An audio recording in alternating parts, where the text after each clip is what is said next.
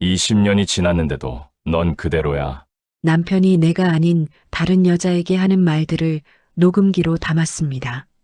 70살 남자가 바닥에 무릎을 꿇고 울기 시작했습니다. 미영아, 제발 나 당신 없으면 못 살아. 정미영은 올해로 68입니다. 서울 변두리 30년을 살아온 낡은 아파트 15층에서 남편 이영철과 둘이 살고 있죠. 남편은 70살입니다. 한때는 구청 공무원이었고 지금은 지역 체육회에서 활동하며 여생을 보내고 있습니다. 두 사람의 결혼 생활은 순탄하지만은 않았습니다. 결혼한 지 5년째 되던 해 딸아이가 3살 때였죠. 이영철은 직장 동료와 외도를 저질렀습니다. 정미영은 그 사실을 우연히 알게 되었습니다. 남편의 주머니에서 떨어진 호텔 영수증, 그리고 향수 냄새. 정미영은 그날 밤 남편을 마주 앉혔고 이영철은 고개를 숙인 채 용서를 빌었습니다. 미안해. 정말 미안해. 다시는 이런 일 없을 거야. 정미영은 어린 딸의 얼굴을 떠올렸습니다. 이혼을 하면 아이는 어떻게 될까? 세상의 시선은 또 얼마나 차가울까? 정미영은 결국 마음을 접었습니다. 용서했다기보다는 받아들였다는 표현이 맞을 겁니다. 그렇게 상처는 가슴속 깊은 곳에 묻혔습니다. 그 후로 이영철은 달라졌습니다. 아니, 달라진 척을 정말 잘했죠. 어디를 가든 우리 마누라 없으면 나는 아무것도 못해요라는 말을 입에 달고 살았습니다. 김장철이 되면 앞치마를 두르고 나와 배추를 절이며 동네 사람들에게 칭찬을 들었습니다. 이영철 씨 진짜 애처가네요. 요즘 같은 남자 흔치 않아요. 정미영도 그 말을 들을 때면 미소를 지었습니다. 믿었습니다. 아니, 믿고 싶었던 겁니다. 문화센터에서 독서 모임에 나가고 도서관에서 봉사활동을 하며 소소한 일상을 채워가던 정미영에게 남편의 헌신은 오랜 죗값을 갚는 과정처럼 느껴졌습니다. 하지만 최근 몇 달 사이 뭔가 달라졌습니다. 이영철의 체육회 활동이 부쩍 늘어난 겁니다. 회식이라며 늦게 들어오는 날이 많아졌고 늘 피곤하다는 말을 달고 살았죠. 요즘은 늙은 사람들끼리도 모이면 회식이야, 회식. 에휴, 몸이 축난다니까. 정미영은 그런 남편을 보며 안쓰러운 마음이 들었습니다. 70살이면 이제 쉬어야 할 나이인데 체육회 일로 이리저리 뛰어다니니 몸이 힘들 수밖에 없죠. 정미영은 남편이 좋아하는 홍삼차를 끓여주고 저녁마다 따뜻한 국을 끓여 기다렸습니다. 그러던 어느 밤이었습니다. 이영철은 회식을 마치고 밤 11시가 넘어 집에 들어왔습니다.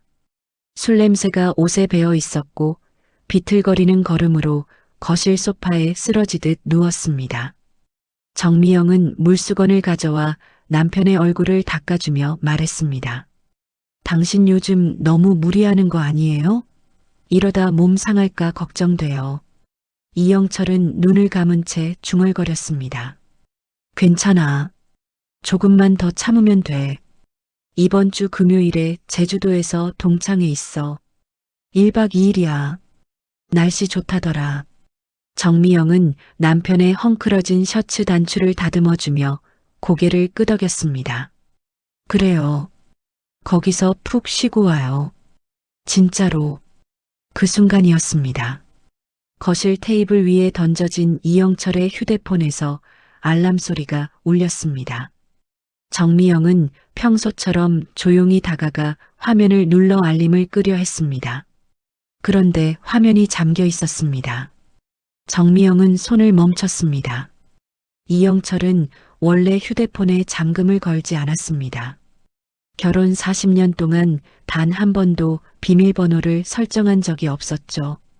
정미영은 그 사실을 잘 알고 있었습니다. 그런데 지금 화면엔 비밀번호 입력창이 떠 있었습니다. 순간 가슴이 철렁 내려앉았습니다. 정미영은 소파에 누운 남편을 돌아봤습니다. 이영철은 이불을 뒤집어 쓴 채 깊이 잠들어 있었습니다. 정미영은 다시 휴대폰을 들어 화면을 바라봤습니다. 손이 떨렸습니다. 언제부터 비밀번호를 걸었지? 불길한 예감이 스멀스멀 기어 올라왔습니다. 정미영은 몇 가지 숫자를 조심스럽게 입력해 봤습니다. 남편의 생일. 틀렸습니다. 결혼기념일. 역시 틀렸습니다. 집 전화번호. 실패했습니다. 정미영은 잠시 망설였습니다. 그러다 아주 오래된 기억 하나가 떠올랐습니다. 40년 전 남편이 외도했던 그 여자, 한은주. 그 이름을 듣고 나서 정미영은 한동안 잠을 이루지 못했습니다. 밤마다 그 여자의 얼굴을 상상하며 이불을 적셨죠. 그리고 그 여자의 생일도 기억하고 있었습니다. 남편이 과거에 실수로 말한 적이 있었거든요. 정미영은 떨리는 손으로 한은주의 생일을 입력했습니다. 6자리 숫자가 화면에 찍혔습니다. 그리고 화면이 풀렸습니다. 심장이 쿵 하고 내려앉았습니다. 정미영은 숨을 멈췄습니다. 화면 속엔 카카오톡 아이콘이 보였습니다. 정미영은 떨리는 손으로 그것을 눌렀습니다. 대화 목록이 떴습니다. 맨 위에 가장 자주 대화한 상대가 있었습니다. 이름은 은주 하트였습니다. 정미영은 그 이름을 보는 순간 온몸이 얼어붙는 것을 느꼈습니다. 정미영은 대화창을 열었습니다. 메시지들이 화면을 가득 채웠습니다. 펜션 예약했어요. 늘 그 방으로. 이번에도 내가 다 준비해줘서 고마워. 설레네. 당신 없는 인생은 상상도 안 돼. 나도. 언제까지든 우리 둘만의 시간으로 남기자. 정미영은 휴대폰을 쥔 손에 힘을 주었습니다. 머리가 띵해졌습니다. 냉장고 소리도 벽시계 소리도 아무것도 들리지 않았습니다. 세상이 멈춘 것처럼 고요했습니다. 정미영은 그 자리에 멈춰서서 화면 속 메시지를 계속해서 읽었습니다. 몇 번을, 몇십 번을 읽었습니다. 하지만 정미영은 예전처럼 무너지지 않았습니다. 그 당시 가장 신경 썼었던 어린 딸은 이제 본인 스스로 앞가림하는 중년이 되어 있었습니다. 정미영은 더 이상 40년 전에 여리고 나약했던 여자가 아니었습니다. 정미영은 조용히 대화 내용 전체를 캡처했습니다. 그리고 사진들을 클라우드에 올렸습니다. 증거를 남기는 겁니다. 정미영은 휴대폰을 제자리에 놓고 거실을 나왔습니다. 침실로 들어가 컴퓨터를 켰습니다. 그리고 곧장 항공사 사이트에 접속했습니다. 제주행 비행기표를 예매했습니다. 날짜는 이영철이 말했던 동창의 날이었습니다. 창밖은 캄캄했습니다. 하지만 정미영의 눈동자 속엔 선명한 결심이 떠올라 있었습니다. 동창의 당일이 밝았습니다. 정미영은 평소처럼 새벽 6시에 일어나 아침을 준비했습니다. 된장찌개를 끓이고 밥을 짓고 김치를 그릇에 담았습니다. 이영철이 거실로 나왔을 때 정미영은 평온한 얼굴로 식탁을 닦고 있었습니다. 일찍 일어났네요. 비행기 시간이 몇 시예요? 오전 10시.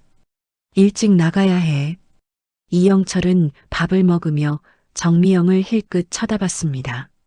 정미영은 언제나처럼 온화한 미소를 지으며 반찬을 더 가져다 주었습니다. 이영철은 아무것도 눈치채지 못했습니다. 식사를 마친 후 정미영은 남편의 옷을 챙겨주었습니다. 회색 셔츠와 베이지색 면바지를 꺼내 침대 위에 가지런히 놓았습니다. 셔츠는 이게 나을 것 같아요. 너무 밝은 건 튀잖아요. 그래, 당신 눈이 더 좋지. 이영철은 옷을 갈아입고 가방을 챙겼습니다. 정미영은 그 모습을 지켜보며 말했습니다. 공항까지 제가 데려다 줄게요. 가는 길 외롭잖아요. 동창들 만나기 전까진 말상대가 있어야죠. 그래, 고맙네. 택시 타려고 했는데. 뭐려? 당신 배웅하는 거야 당연하죠. 정미영은 자동차 열쇠를 들고 현관문을 열었습니다.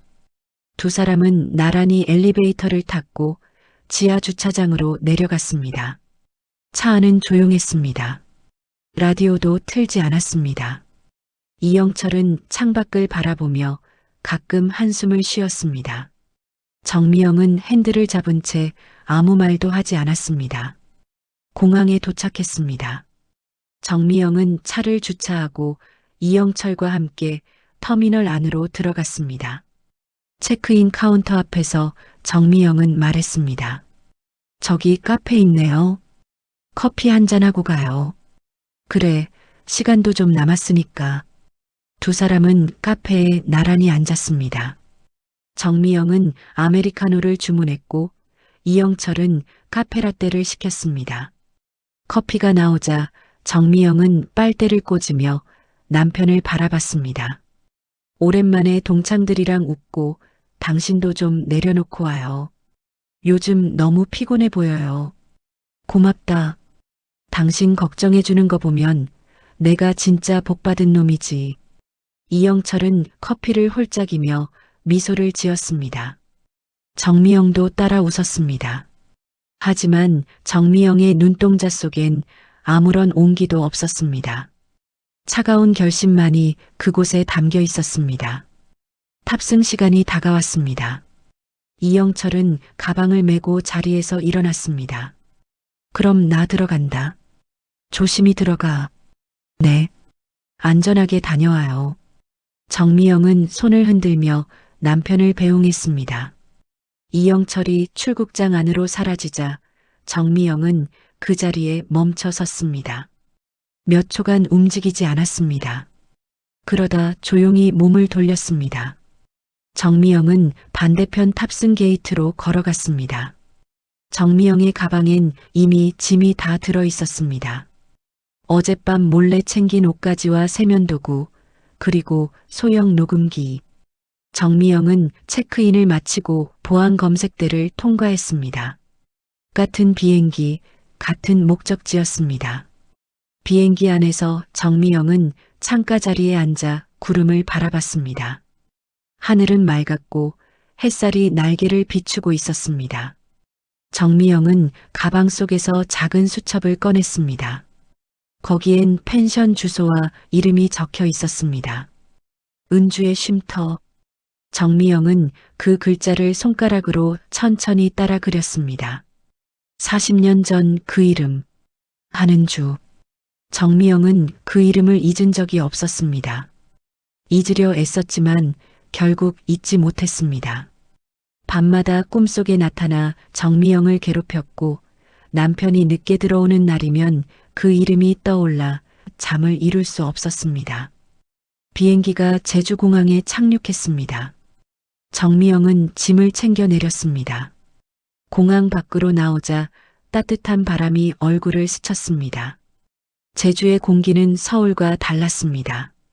더 따뜻하고 더 부드러웠습니다. 하지만 정미영의 마음은 그 어느 때보다 차가웠습니다. 정미영은 렌터카 사무실로 걸어갔습니다. 작은 경차를 빌려 운전대를 잡았습니다. 내비게이션에 펜션 주소를 입력했습니다. 1시간 거리였습니다. 정미영은 천천히 차를 몰기 시작했습니다. 바닷가를 지나고 밭을 지나고 작은 마을을 지났습니다. 정미영은 창밖 풍경을 보며 생각했습니다.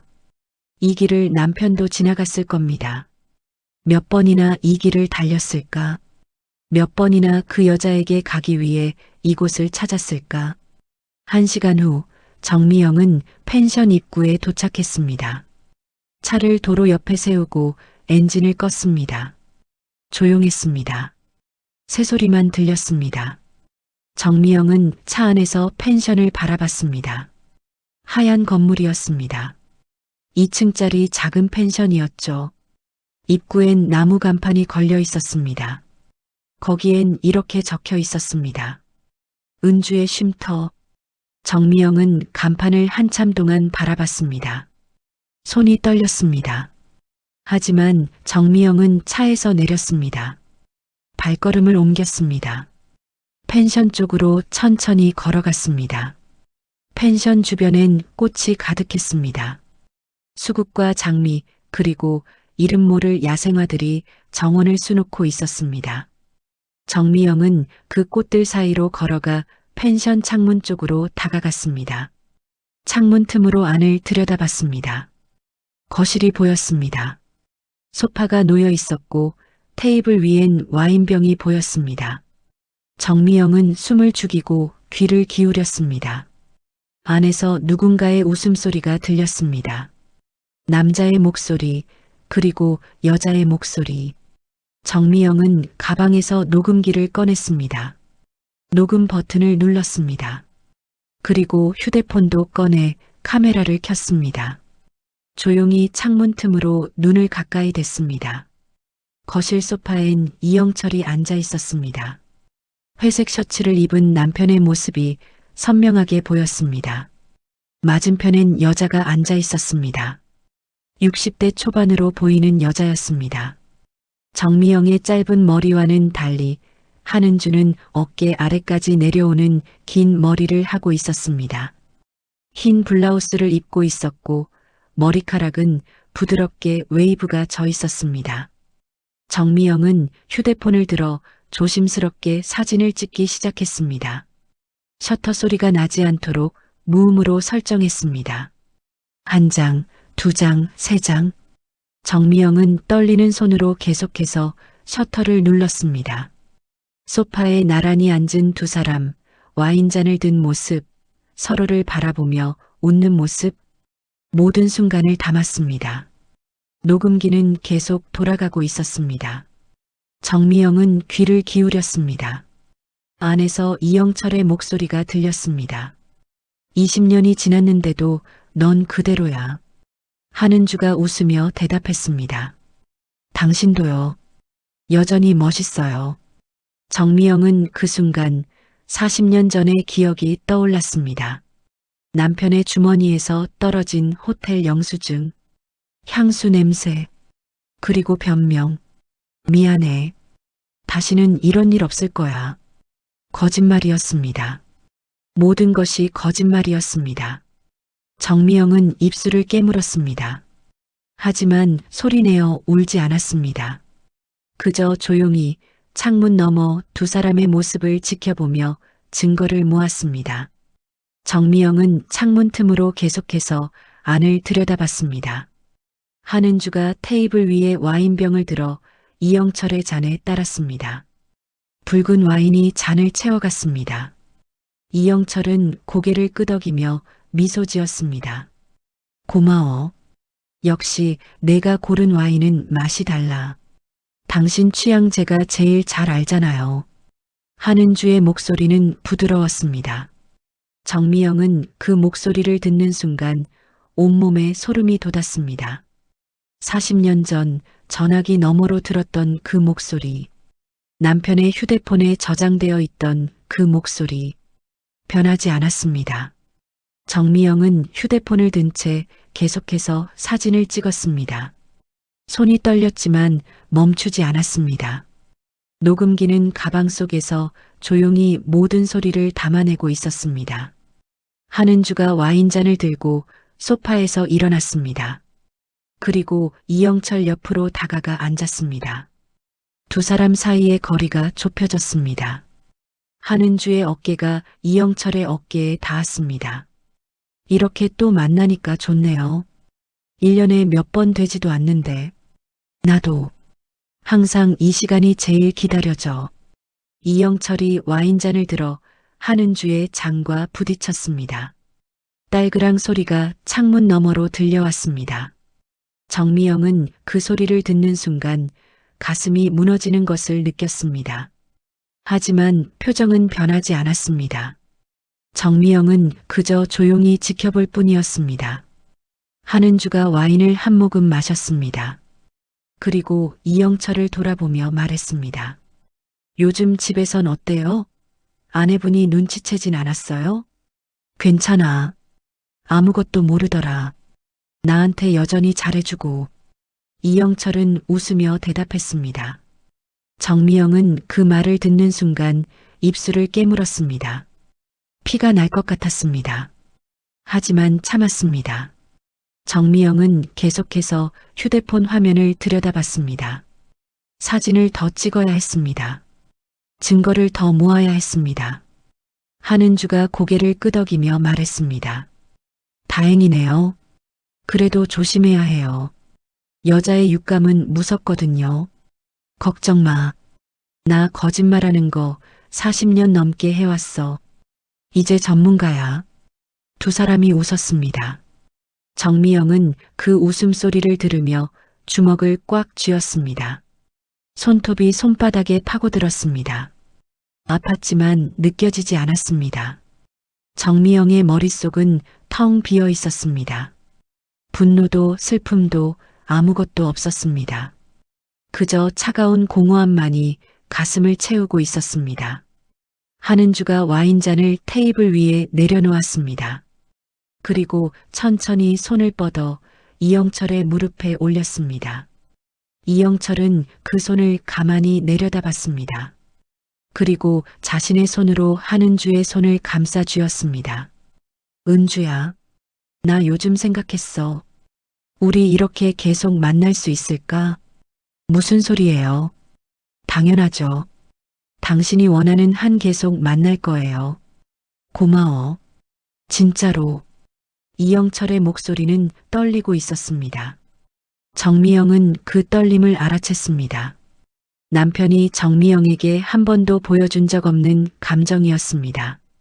진심, 진짜 마음. 그것이 지금 저 여자 앞에서 드러나고 있었습니다. 정미영은 더 이상 참을 수 없었습니다. 보고 싶지 않았습니다. 하지만 눈을 뗄 수 없었습니다. 정미영은 계속해서 화면 속 두 사람을 바라봤습니다. 한은주가 이영철의 어깨에 머리를 기댔습니다. 이영철은 한은주의 어깨를 감싸 안았습니다. 두 사람은 그렇게 한참을 앉아 있었습니다. 내년에도 이렇게 만나요. 약속해요. 당연하지. 내가 죽을 때까지 널 만날 거야. 사랑해요. 나도. 정미영은 휴대폰을 내렸습니다. 더 이상 찍을 필요가 없었습니다. 충분했습니다. 정미영은 녹음기를 멈췄습니다. 그리고 조용히 뒤를 돌았습니다. 발걸음을 옮겼습니다. 펜션 정원을 지나 차가 세워진 곳으로 걸어갔습니다. 뒤를 돌아보지 않았습니다. 정미영은 차 문을 열고 운전석에 앉았습니다. 시동을 걸었습니다. 엔진 소리가 조용히 울렸습니다. 정미영은 핸들을 잡은 채 한동안 움직이지 않았습니다. 숨을 쉬었습니다. 천천히 깊게 심장이 빠르게 뛰고 있었습니다. 정미영은 눈을 감았습니다. 그리고 다시 떴습니다. 차를 출발시켰습니다. 펜션에서 멀어졌습니다. 백미러 속으로 하얀 건물이 점점 작아졌습니다. 정미영은 그 모습을 보며 속으로 중얼거렸습니다. 이제 끝이야. 차는 계속해서 달렸습니다. 제주의 바람이 창문 틈으로 스며들어 왔습니다. 짠 바다 냄새가 났습니다. 정미영은 그 냄새를 맡으며 눈물을 흘렸습니다. 소리 없이 조용히 뜨거운 눈물이 볼을 타고 흘러내렸습니다. 하지만 정미영은 운전을 멈추지 않았습니다. 계속해서 앞으로 나아갔습니다. 공항으로 가는 길이었습니다. 서울로 돌아가야 했습니다. 해야 할 일이 남아 있었습니다. 정미영은 휴대폰을 꺼내 사진들을 확인했습니다. 선명했습니다. 모든 것이 또렷하게 담겨 있었습니다. 두 사람의 얼굴, 손을 맞잡은 모습, 서로를 껴안은 모습. 정미영은 그 사진들을 클라우드에 올렸습니다. 그리고 녹음 파일도 함께 저장했습니다. 증거는 충분했습니다. 이제 남은 건 실행뿐이었습니다. 정미영은 휴대폰을 내려놓고 다시 핸들을 잡았습니다. 앞을 똑바로 바라봤습니다. 도로는 곱게 뻗어 있었습니다. 1시간 후 정미영은 제주공항에 도착했습니다. 렌터카를 반납하고 터미널 안으로 들어갔습니다. 서울행 비행기표를 확인했습니다. 2시간 후 출발이었습니다. 정미영은 공항 카페에 앉아 커피를 주문했습니다. 따뜻한 아메리카노였습니다. 손으로 종이컵을 감싸 쥐었습니다. 온기가 전해졌습니다. 정미영은 창밖을 바라봤습니다. 비행기들이 이륙하고 착륙하고 있었습니다. 정미영은 생각했습니다. 지난 40년이 떠올랐습니다. 결혼식 날, 딸을 낳던 날, 남편의 외도를 알게 된 날, 그리고 용서했던 날. 모든 순간이 주마등처럼 스쳐 지나갔습니다. 정미영은 커피를 한 모금 마셨습니다. 쓴맛이 입안에 퍼졌습니다. 하지만 삼켰습니다. 정미영은 휴대폰을 꺼내 메모장을 열었습니다. 그리고 적기 시작했습니다. 해야 할 일, 변호사 찾기, 이혼 서류 준비, 재산 분할 상담, 딸에게 알리기. 정미영은 하나하나 적어 내려갔습니다. 손은 떨리지 않았습니다. 정미영은 더 이상 예전의 정미영이 아니었습니다. 참고 견디기만 하던 여자가 아니었습니다. 이제 정미영은 싸울 준비가 되어 있었습니다. 탑승 안내 방송이 나왔습니다.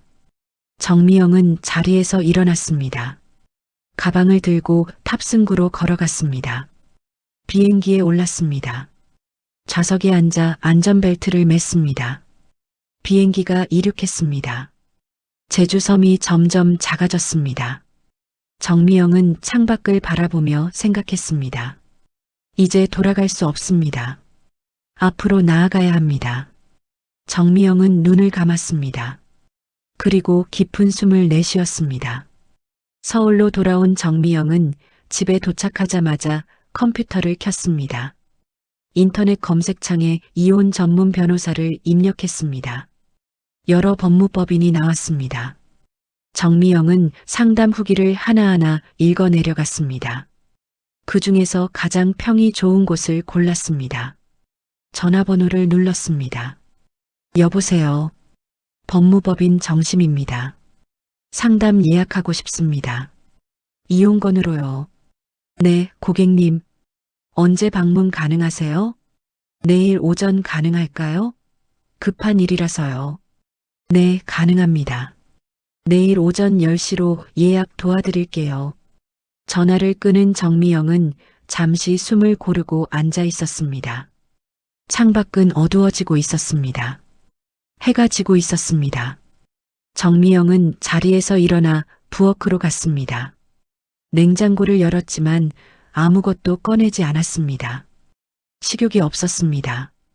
휴대폰이 울렸습니다. 이영철이었습니다. 정미영은 잠시 망설이다가 전화를 받았습니다. 여보세요. 응, 나야. 잘 도착했어. 동창들이랑 저녁 먹고 있어. 그래요. 맛있게 드세요. 너도 저녁 챙겨 먹어. 나 없다고 대충 먹지 말고. 네, 걱정 마세요. 정미영은 평소처럼 차분한 목소리로 대답했습니다. 이영철은 아무것도 눈치채지 못했습니다. 전화가 끊어졌습니다. 정미영은 휴대폰을 테이블 위에 내려놓았습니다. 그리고 조용히 웃었습니다. 차가운 웃음이었습니다. 다음 날 아침 정미영은 일찍 일어나 옷을 갈아입었습니다. 검은색 블라우스와 회색 바지를 입었습니다.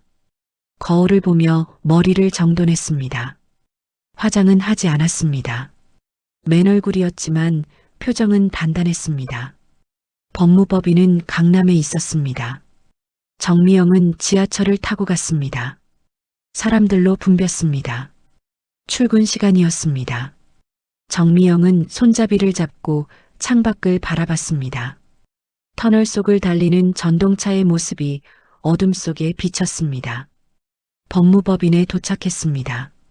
15층 건물이었습니다. 정미영은 엘리베이터를 타고 올라갔습니다. 문이 열리자 깨끗한 로비가 나왔습니다. 정미영은 접수대로 걸어가 예약 확인을 했습니다. 정미영 씨 맞으시죠? 김지훈 변호사님이 기다리고 계세요. 네, 감사합니다. 정미영은 안내를 받아 상담실로 들어갔습니다. 40대 중반으로 보이는 남자 변호사가 자리에서 일어나 인사했습니다. 안녕하세요. 김지훈 변호사입니다. 앉으세요. 안녕하세요. 정미영은 의자에 앉았습니다. 김지훈 변호사는 노트북을 켜고 정미영을 바라봤습니다. 어떤 일로 오셨는지 말씀해 주세요. 정미영은 가방에서 휴대폰을 꺼냈습니다.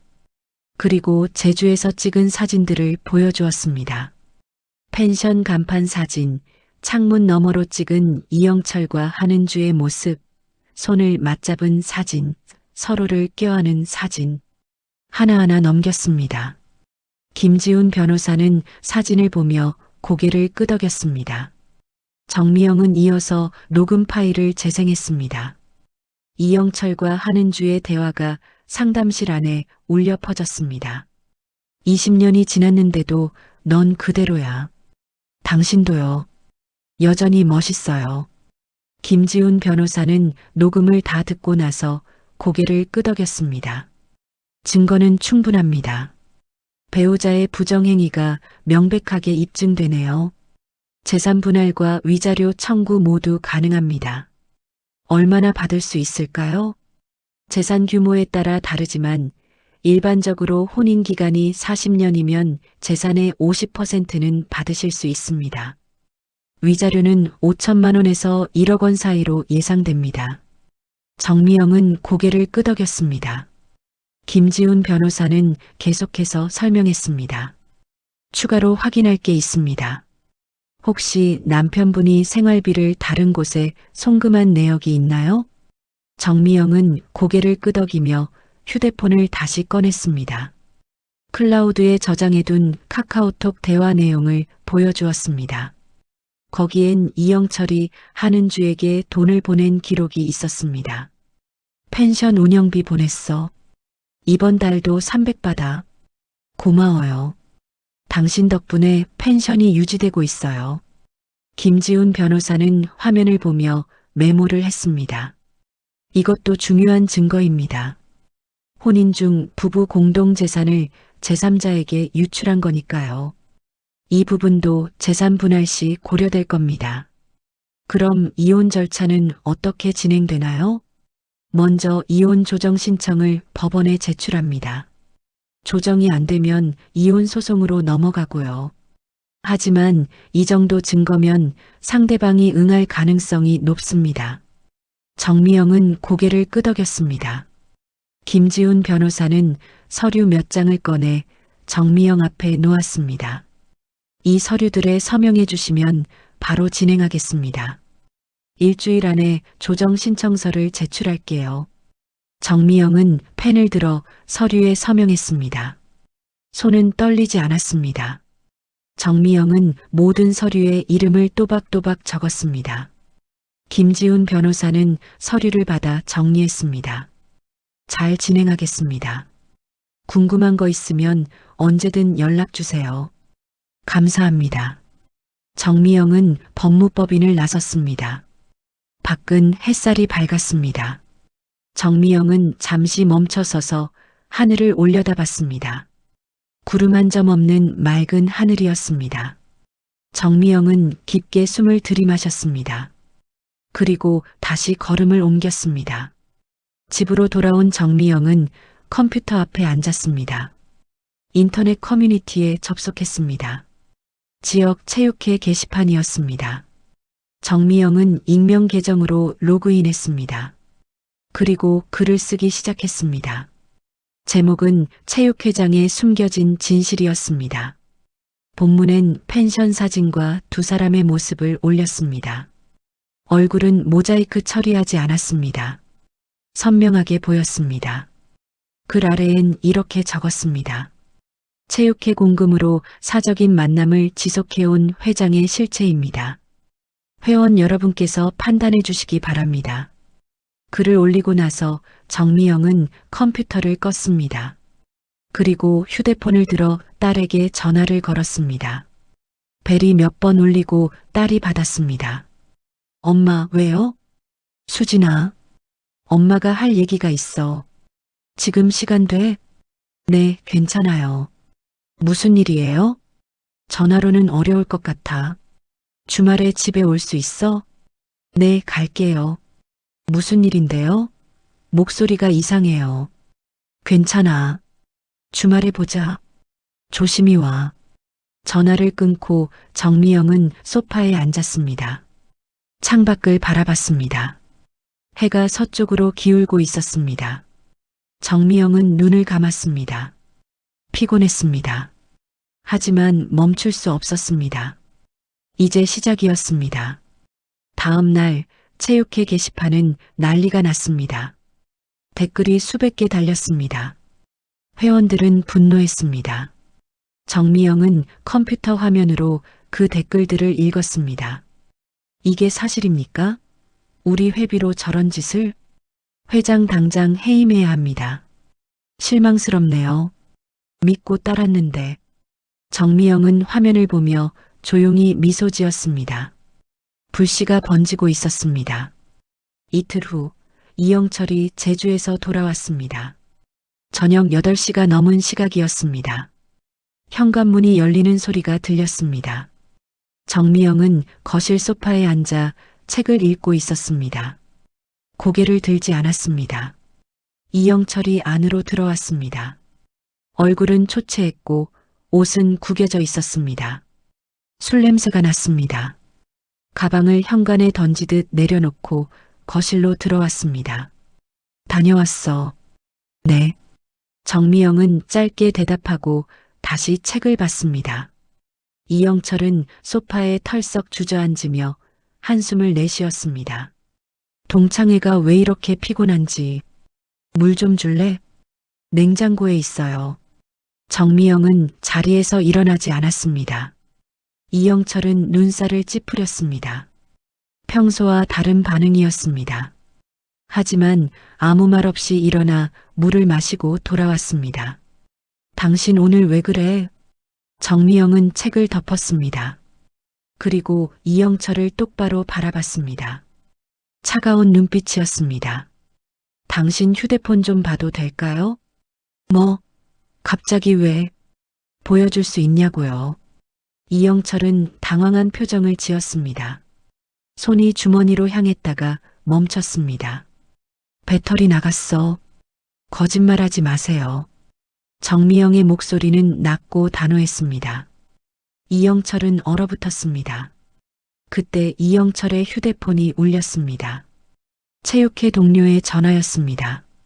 이영철이 받자 상대방의 화난 목소리가 크게 들렸습니다. 회장님, 지금 게시판 봤어요? 이게 도대체 무슨 일이에요? 무슨 소리야? 펜션에서 어떤 여자랑 찍힌 사진이 올라왔다고요. 지금 난리 났어요. 전화가 끊어졌습니다. 이영철의 얼굴이 하얗게 질렸습니다. 천천히 정미영을 돌아봤습니다.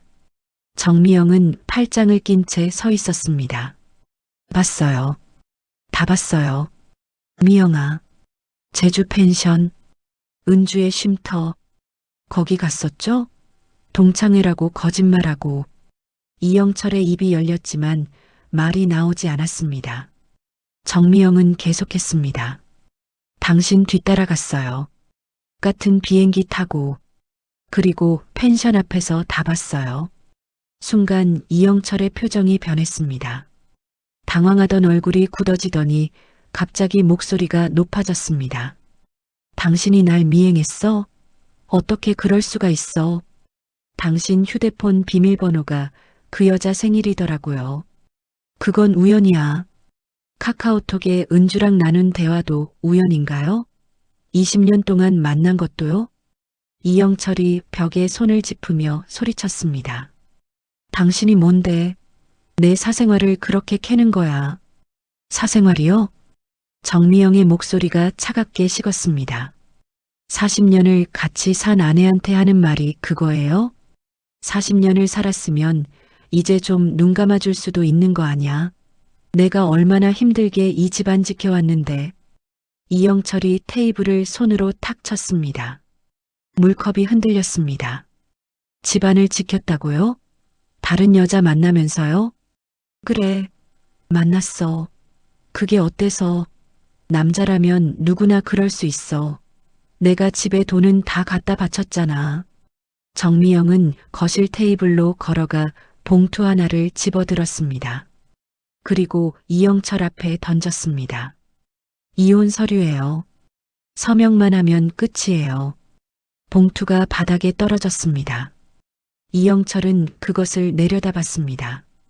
손이 떨렸습니다. 갑자기 무릎이 꺾였습니다. 정미영 앞에 무릎을 꿇었습니다. 미영아, 미안해. 내가 미쳤어. 방금 내가 무슨 말을 한 거야? 이제 와서 그런 말 하지 마세요. 제발 미영아. 나 당신 없이는 못 살아. 이영철의 눈에 눈물이 맺혔습니다. 정미영의 치마를 붙잡았습니다. 한 번만 더 봐줘. 은주랑 완전히 끊을게. 한 번만 더요? 40년 전에도 똑같이 말했잖아요. 그때랑은 달라. 이번엔 정말. 거짓말하지 마세요. 정미영은 이영철의 손을 뿌리쳤습니다. 20년 동안 그 여자 만나면서 나한테 없으면 못 산다고요? 생활비를 그 여자 펜션에 보내면서 집안을 지켰다고요? 이영철은 바닥에 엎드렸습니다. 이마를 바닥에 대고 절을 했습니다. 미영아, 나게만도 못한 놈이야. 제발 용서해줘. 한 번, 두 번, 세 번. 이마가 바닥에 부딪히는 소리가 났습니다. 제발이요. 나 당신 없으면 진짜 못 살아. 정미영은 그 모습을 내려다봤습니다. 한때 사랑했던 남자, 40년을 함께한 남자, 지금은 바닥에 엎드려 빌고 있는 그 남자. 일어나세요. 미영아, 일어나라고요. 정미영의 목소리가 떨렸습니다. 처음으로 감정이 터져 나왔습니다. 이렇게 빌면 제가 용서할 줄 알았어요? 40년 전처럼요? 그 여자 생일로 비밀번호 해놓은 사람한테 뭘 더 봐줄 수 있을까요? 정미영은 방으로 들어가려 했습니다. 이영철이 달려와 문을 잡았습니다. 미영아, 제발. 나 진짜 당신 없으면 안 돼. 놓으세요. 안 돼. 제발 한 번만 더 기회를 줘. 이영철이 울부짖었습니다. 목소리가 쉬었습니다. 우리 딸 생각도 해봐. 이렇게 헤어지면 안 돼. 딸 생각은 당신이 하세요. 정미영이 소리쳤습니다. 외도할 때 딸 생각했어요? 그 여자 만날 때 딸 생각했어요? 이영철의 손에서 힘이 빠졌습니다. 정미영은 문을 닫았습니다. 딸깍 잠금 장치를 걸었습니다.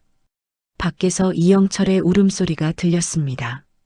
미영아, 제발 문 좀 열어줘. 이영철이 문을 두드렸습니다. 하지만 정미영은 문을 열지 않았습니다. 방 안에서 문에 등을 기댔습니다. 눈물이 흘렀습니다. 하지만 소리내어 울지 않았습니다. 밖에서 이영철의 흐느끼는 소리가 계속 들렸습니다. 하지만 정미영은 움직이지 않았습니다. 그저 등을 기댄 채 눈을 감았습니다. 긴 밤이 시작되었습니다. 다음 날 아침 정미영은 일찍 일어났습니다. 어젯밤 잠을 거의 이루지 못했지만 눈은 또렷했습니다. 방문 밖은 조용했습니다. 이영철은 거실 소파에서 잠든 모양이었습니다. 정미영은 옷장 깊숙한 곳에서 상자 하나를 꺼냈습니다. 먼지가 쌓여 있었습니다. 오래된 상자였습니다. 정미영은 천천히 뚜껑을 열었습니다. 안에는 낡은 일기장이 들어 있었습니다. 40년 전 일기장이었습니다. 정미영은 조심스럽게 꺼내 첫 페이지를 펼쳤습니다. 젊은 날의 글씨가 보였습니다. 또박또박 쓴 글씨. 하지만 글씨 사이로 눈물 자국이 번져 있었습니다. 오늘 남편의 외도를 알게 되었다. 가슴이 무너졌다. 어떻게 해야 할지 모르겠다. 정미영은 페이지를 넘겼습니다. 다음 장에도 비슷한 내용이 적혀 있었습니다. 딸 때문에 참기로 했다. 이혼하면 아이는 어떻게 되나? 세상 사람들은 또 뭐라고 할까? 정미영은 계속해서 일기를 읽었습니다. 페이지마다 상처와 슬픔이 적혀 있었습니다. 용서했다고 적었지만 실은 용서가 아니었습니다. 그저 참았던 것 뿐이었습니다. 나는 왜 그토록 참고만 살았을까? 정미영은 일기장을 덮었습니다. 눈물이 났습니다. 하지만 이번엔 슬픔의 눈물이 아니었습니다. 후회의 눈물이었습니다. 40년 동안 자신을 잃고 살아온 것에 대한 후회. 정미영은 일기장을 상자에 다시 넣었습니다. 그리고 옷을 갈아입었습니다. 검은색 원피스를 입고 가디건을 걸쳤습니다. 거울을 보며 머리를 빗었습니다. 얼굴엔 주름이 깊게 패여 있었습니다. 68년의 세월이 고스란히 담겨 있었습니다. 정미영은 가방을 들고 방문을 열었습니다. 거실로 나왔습니다. 이영철은 소파에 누워 자고 있었습니다. 담요도 덮지 않은 채였습니다. 얼굴은 퉁퉁 부어 있었고 눈밑은 빨갛게 충혈되어 있었습니다. 정미영은 잠시 멈춰서서 이영철을 내려다봤습니다. 한때는 저 사람을 사랑했습니다. 젊은 날 저 사람과 손잡고 걸으며 행복했던 순간들이 있었습니다. 하지만 이제는 아무 감정도 느껴지지 않았습니다. 정미영은 조용히 현관문을 열고 밖으로 나갔습니다. 엘리베이터를 타고 1층으로 내려갔습니다. 아파트 밖으로 나오자 아침 공기가 상쾌했습니다. 해가 떠오르고 있었습니다. 정미영은 버스를 타고 시내로 나갔습니다. 서점으로 향했습니다. 큰 서점이었습니다. 정미영은 안으로 들어가 에세이 코너로 걸어갔습니다. 책들이 빼곡하게 꽂혀 있었습니다. 정미영은 책등을 하나하나 읽어 내려갔습니다. 그리고 한 권을 꺼냈습니다. 표지에는 이렇게 적혀 있었습니다. 나답게 사는 법. 정미영은 책을 펼쳤습니다.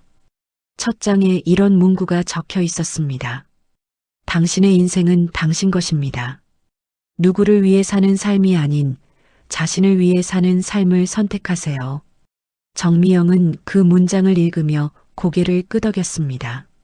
책을 들고 계산대로 갔습니다. 계산을 마치고 밖으로 나왔습니다. 손에 든 책이 묵직했습니다. 정미영은 근처 카페에 들어갔습니다. 아메리카노를 주문하고 창가 자리에 앉았습니다. 책을 펼쳤습니다. 천천히 읽기 시작했습니다. 책에는 자기 자신을 찾아가는 이야기들이 담겨 있었습니다. 다른 사람의 기대에 맞춰 살다가 자신을 잃어버린 사람들, 그리고 그들이 어떻게 다시 자신을 찾아갔는지에 대한 이야기. 정미영은 한 장 한 장 넘기며 읽었습니다. 밑줄을 그으며 읽었습니다. 공감되는 문장이 많았습니다. 용서는 상대를 위한 것이 아니라 자신을 위한 것입니다. 하지만 용서와 함께하는 것은 별개입니다. 정미영은 그 문장의 밑줄을 2번 그었습니다. 맞는 말이었습니다. 용서할 수는 있습니다. 하지만 다시 함께 살 필요는 없습니다. 커피를 다 마시고 정미영은 자리에서 일어났습니다. 책을 가방에 넣고 밖으로 나왔습니다. 시계를 보니 오전 11시였습니다. 법무법인에 갈 시간이었습니다. 정미영은 지하철을 타고 강남으로 갔습니다. 김지훈 변호사 사무실이 있는 건물로 들어갔습니다. 엘리베이터를 타고 올라가 상담실 문을 두드렸습니다. 들어오세요. 김지훈 변호사가 문을 열어주었습니다. 정미영은 안으로 들어가 자리에 앉았습니다. 어떻게 되셨어요? 남편한테 이혼 서류 줬습니다. 보여줬고요. 남편분 반응이 어땠나요? 빌더라고요. 용서해달라고. 하지만 제 마음은 변하지 않았어요. 김지훈 변호사는 고개를 끄덕였습니다. 좋습니다. 그럼 이제 정식으로 조정 신청을 진행하겠습니다. 법원에 서류 제출하면 일주일 안에 조정 기일이 잡힐 겁니다. 조정 기일엔 남편도 나와야 하나요? 네. 부부 둘 다 출석해야 합니다. 조정위원 앞에서 이혼 의사를 확인하고 재산 분할과 위자료에 대해 협의합니다. 정미영은 고개를 끄덕였습니다. 김지훈 변호사는 서류 몇 장을 꺼냈습니다. 이건 재산 목록입니다. 부동산, 예금, 퇴직금 등 모두 포함되어 있습니다. 확인해 보시고 빠진 게 있으면 말씀해 주세요. 정미영은 서류를 받아 읽었습니다. 아파트 한 채, 예금, 이영철의 퇴직금, 혼인 기간 동안 함께 모은 재산들이었습니다. 증거가 충분하니까 재산 분할과 위자료 청구 모두 가능합니다. 구체적인 금액은 조정 과정에서 협의하게 될 겁니다. 얼마나 걸릴까요? 빠르면 한 달, 길면 2달 정도 예상됩니다. 상대방이 합의하면 더 빨라질 수도 있고요. 정미영은 깊게 숨을 들이마셨습니다. 그리고 내쉬었습니다. 이제 정말 끝이 보였습니다. 잘 부탁드립니다. 걱정 마세요. 제가 최선을 다하겠습니다. 상담을 마치고 정미영은 법무법인을 나섰습니다. 밖은 햇살이 따뜻했습니다. 정미영은 잠시 멈춰서서 하늘을 올려다봤습니다. 구름이 천천히 흘러가고 있었습니다. 정미영은 걸음을 옮겼습니다. 집으로 돌아가는 길이었습니다. 하지만 발걸음은 무겁지 않았습니다. 오히려 가벼웠습니다. 40년 동안 짊어지고 살았던 짐을 내려놓는 기분이었습니다. 정미영은 가방 속 책을 꺼내 펼쳤습니다. 걸으면서 읽었습니다. 책 속에는 이런 문장이 있었습니다. 새로운 시작은 언제나 두렵습니다. 하지만 두려움보다 더 큰 것은 자유입니다. 정미영은 그 문장을 읽으며 미소 지었습니다. 이제 정미영에게도 자유가 찾아올 것입니다. 늦었지만 아직 늦지 않았습니다. 한 달이 흘렀습니다. 정미영은 딸 수진에게 모든 것을 털어놓았습니다. 수진은 엄마의 손을 꼭 잡으며 말했습니다. 엄마 편이에요. 엄마가 행복하게 사는 게 제일 중요해요. 그 말이 정미영에게는 큰 힘이 되었습니다. 이영철은 집에서 나가 작은 고시원에서 지내고 있었습니다. 매일 전화를 걸어왔지만 정미영은 받지 않았습니다. 어느 토요일 오후였습니다. 정미영의 휴대폰에 문자 메시지가 왔습니다. 체육회 사무국장이었습니다. 오늘 오후 3시 체육관에서 정기총회가 있습니다. 회원분들께서 회장님 관련해서 설명을 듣고 싶어 하십니다. 정미영은 문자를 보고 잠시 생각했습니다. 그리고 옷을 갈아입었습니다. 회색 블라우스에 검은색 바지를 입고 가방을 챙겼습니다. 가방 속엔 노트북이 들어 있었습니다. 오후 3시 체육관 강당은 사람들로 가득했습니다. 100여 명이 넘는 회원들이 모여 있었습니다. 웅성거리는 소리가 가득했습니다. 오늘 회장님 나오시나? 게시판 사건 때문에 난리라던데. 진짜인지 확인해 봐야지. 단상 위엔 임원들이 앉아 있었습니다. 하지만 회장석은 비어 있었습니다. 이영철은 오지 않았습니다. 사무국장이 마이크를 잡고 말했습니다. 정기총회를 시작하겠습니다. 오늘은 회장님 관련 안건을 먼저 다루겠습니다. 바로 그때였습니다. 강당 뒤쪽 문이 열렸습니다. 정미영이 들어왔습니다. 사람들이 일제히 돌아봤습니다. 정미영은 조용히 통로를 걸어 단상 쪽으로 향했습니다. 사무국장이 정미영을 보고 눈을 크게 떴습니다. 누구시죠? 이영철 회장의 아내입니다. 강당이 순간 조용해졌습니다. 정미영은 가방에서 노트북을 꺼냈습니다. 그리고 사무국장에게 말했습니다. 제가 보여드릴 게 있습니다. 빔 프로젝터 좀 쓸 수 있을까요? 사무국장은 당황한 표정으로 고개를 끄덕였습니다. 직원이 노트북을 연결했습니다. 대형 스크린이 켜졌습니다.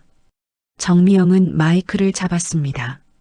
손이 떨렸지만 목소리는 단단했습니다. 안녕하세요. 저는 이영철 회장의 아내 정미영입니다.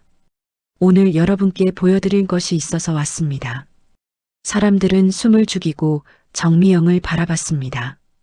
정미영은 노트북을 조작했습니다. 스크린에 사진이 떴습니다. 제주 펜션 간판이었습니다. 은주의 쉼터라는 글자가 선명하게 보였습니다. 이곳은 제주에 있는 펜션입니다. 회장님께서 지난 20년 동안 자주 방문하신 곳이죠. 다음 사진이 떴습니다. 창문 너머로 찍은 거실 사진이었습니다. 소파에 나란히 앉은 이영철과 한은주의 모습이 보였습니다. 강당이 술렁였습니다. 저게 회장님 맞네? 옆에 여자는 누구야? 정미영은 계속해서 사진을 넘겼습니다. 와인을 마시는 모습, 손을 잡은 모습, 서로를 껴안은 모습, 하나하나 화면에 떴습니다. 그리고 카카오톡 대화 내용이 나왔습니다.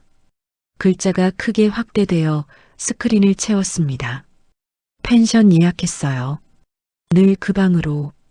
이번에도 내가 다 준비해줘서 고마워. 설레네. 당신 없는 인생은 상상도 안 돼. 나도. 언제까지든 우리 둘만의 시간으로 남기자. 강당이 웅성거렸습니다. 목소리가 커졌습니다. 이게 진짜야? 설마 조작 아니야? 정미영은 마이크를 들어 말했습니다. 조작이 아닙니다. 제가 직접 제주까지 가서 촬영한 것이고 녹음도 했습니다. 정미영은 녹음 파일을 재생했습니다. 스피커로 이영철과 한은주의 대화가 흘러나왔습니다. 20년이 지났는데도 넌 그대로야. 당신도요. 여전히 멋있어요. 강당은 순식간에 시끄러워졌습니다. 사람들이 자리에서 일어나 소리쳤습니다. 이게 뭐야? 우리 회비로 저런 짓을 했다고? 회장 당장 해임해야 해. 실망이다. 정말 실망이야. 바로 그때였습니다. 강당 연문이 벌컥 열렸습니다. 이영철이 들어왔습니다. 얼굴은 새하얗게 질려 있었습니다. 단상으로 뛰어 올라왔습니다. 잠깐, 다들 들어봐요. 이건 오해예요. 이영철이 마이크를 빼앗으려 했습니다. 하지만 정미영은 한 걸음 뒤로 물러서며 마이크를 지켰습니다. 오해가 아닙니다. 여러분이 직접 보셨잖아요. 미영아, 당신 지금 뭐 하는 거야? 이영철이 소리쳤습니다. 얼굴이 붉게 달아올랐습니다. 하지만 정미영은 흔들리지 않았습니다. 사실을 말하는 겁니다. 당신이 20년 동안 숨겨온 진실을요. 이영철은 회원들을 돌아봤습니다. 손을 흔들며 말했습니다. 여러분, 이건 아내가 질투해서 꾸민 일이에요. 저 여자는 그냥 친구예요. 옛날 동창이고, 동창이 펜션 운영비를 보내주나요? 정미영이 차갑게 말했습니다. 그리고 다음 화면을 띄웠습니다. 계좌이체 내역이었습니다. 이영철에게서 한은주에게로 매달 일정 금액이 송금된 기록이 줄줄이 나왔습니다. 강당이 다시 술렁였습니다. 이영철은 말문이 막혔습니다. 한 임원이 자리에서 일어났습니다. 회장님, 이게 사실입니까? 생활비를 다른 여자한테 보낸 겁니까? 그건 이영철은 말을 더듬었습니다. 변명할 말이 없었습니다. 또 다른 회원이 소리쳤습니다. 회장 해임해야 합니다. 당장 찬성. 저도 찬성합니다. 사무국장이 급히 말했습니다. 그럼 긴급 표결에 붙이겠습니다. 이영철 회장 해임에 찬성하시는 분? 100여 명의 손이 일제히 올라갔습니다. 반대하는 사람은 아무도 없었습니다. 가결되었습니다. 이영철 회장은 즉시 해임됩니다. 이영철은 그 자리에 멈춰 섰습니다. 얼굴은 잿빛이었습니다. 무릎에 힘이 풀려 비틀거렸습니다. 정미영은 노트북을 닫았습니다. 그리고 조용히 단상에서 내려왔습니다. 강당을 나가려는데 그 자리에 있던 사람 중 한 명이 다가왔습니다. 미영 씨, 속 시원했어요. 잘하셨어요. 몇몇 사람들이 고개를 끄덕이며 말했습니다. 용기 있으셨어요. 앞으로 행복하세요. 정미영은 그들에게 작게 고개를 숙였습니다. 그리고 강당 문을 열고 밖으로 나갔습니다. 뒤를 돌아보지 않았습니다. 밖은 해가 기울고 있었습니다. 석양이 아름다웠습니다. 정미영은 깊게 숨을 들이마셨습니다. 가슴이 후련했습니다. 작은 복수였지만 그날만큼은 세상이 정미영 편이었습니다. 2달이 흘렀습니다. 법원 조정실에서 이혼이 성립되었습니다. 조정위원 앞에서 정미영과 이영철은 마지막으로 마주 앉았습니다. 이영철은 고개를 숙인 채 아무 말도 하지 못했습니다. 이혼 의사가 확실하십니까? 정미영은 망설임 없이 대답했습니다. 네, 확실합니다. 이것으로 이혼 조정이 성립되었습니다. 40년의 결혼이 그렇게 끝났습니다. 정미영은 서류에 마지막 서명을 하고 자리에서 일어났습니다. 이영철이 떨리는 목소리로 불렀습니다. 미영아. 하지만 정미영은 돌아보지 않았습니다. 더 이상 할 말이 없었습니다. 복도를 걸어 나오자 딸 수진이 달려와 엄마를 꼭 안아주었습니다. 정미영은 딸의 품에 안겨 처음으로 소리내어 울었습니다. 40년 동안 참았던 눈물이 한꺼번에 쏟아졌습니다. 이제 다 끝났어요. 엄마만의 인생 사세요. 한참을 울고 나니 마음이 후련했습니다. 법원을 나와 근처 카페에 앉았습니다. 수진이 조심스럽게 물었습니다. 엄마, 앞으로 어떻게 하실 거예요? 제주도에 가려고 해. 거기서 작은 책방을 열고 싶어? 수진은 놀란 표정을 짓다가 천천히 미소 지었습니다. 좋아요. 엄마가 행복하시면 저도 좋아요. 일주일 후 정미영은 제주행 비행기에 올랐습니다. 짐은 많지 않았습니다. 옷가지 몇 벌, 아끼는 책 몇 권, 오래된 일기장. 그것이 전부였습니다. 창밖으로 서울이 멀어졌습니다. 40년을 살았던 도시였습니다. 2달 전 남편을 따라 제주로 갔을 때와는 전혀 달랐습니다. 그때는 분노로 가득 차 있었습니다. 하지만 지금은 기대와 설렘이 있었습니다. 제주공항에 도착했습니다. 따뜻한 바람이 얼굴을 스쳤습니다. 정미영은 렌터카를 몰고 바다가 보이는 작은 마을로 향했습니다. 한 달 전에 계약한 2층 건물이 있었습니다. 1층은 책방, 2층은 작은 원룸이었습니다. 문을 열고 들어가니 햇살이 가득했습니다. 정미영은 그날부터 책방을 꾸미기 시작했습니다. 서울에서 주문한 책들을 하나하나 꺼내 정리했습니다. 시집, 소설, 에세이. 책장을 채우는 게 즐거웠습니다. 일주일 후 입구에 간판을 달았습니다. 나무판에 하얀 글씨로 새긴 간판이었습니다. 다시는 과거로 돌아가지 않겠다는 다짐이었습니다. 동시에 다시는 시작한다는 의미였습니다. 정미영은 간판을 보며 눈물이 났습니다. 오픈 당일 정미영은 설레는 마음으로 오픈 팻말을 걸었습니다. 오전 10시쯤 첫 손님이 들어왔습니다. 50대 여자였습니다. 책방 이름이 특이하네요. 다시는이라니. 과거로 돌아가지 않겠다는 의미예요. 여자는 고개를 끄덕이며 미소 지었습니다. 저도 이혼하고 제주로 내려왔거든요. 다시 시작하려고요. 용기 내셨네요. 사장님도요. 이 나이에 새로 시작하는 게 쉽지 않잖아요. 지금이라도 늦지 않았다고 생각해요. 여자는 시집 한 권을 샀습니다. 정미영의 첫 매출이었습니다. 나가며 여자가 말했습니다. 자주 올게요. 이런 책방이 있어서 좋네요. 그날 저녁 정미영은 책방 문을 닫고 바다로 걸어갔습니다. 석양이 수평선을 붉게 물들이고 있었습니다. 신발을 벗고 모래를 밟았습니다. 파도가 밀려왔다 빠져나갔습니다. 정미영은 눈을 감았습니다. 바람이 머리를 스쳤습니다. 이제 나는 나로 충분해. 40년 동안 누군가의 아내였고 누군가의 엄마였습니다. 하지만 정미영 자신으로 산 시간은 얼마나 되었을까요? 이제는 달랐습니다. 정미영은 그저 정미영으로 살아갈 것입니다. 눈을 떴습니다. 바다는 끝없이 넓었습니다. 두렵지 않았습니다. 오히려 자유로웠습니다. 정미영은 뒤를 돌아 책방으로 걸어갔습니다. 다시는이라는 간판이 석양빛에 반짝이고 있었습니다. 그날 밤 정미영은 2층 방에서 오래된 일기장을 꺼냈습니다. 40년 전 남편의 외도를 알고 쓴 일기장이었습니다. 페이지마다 상처와 슬픔이 가득했습니다.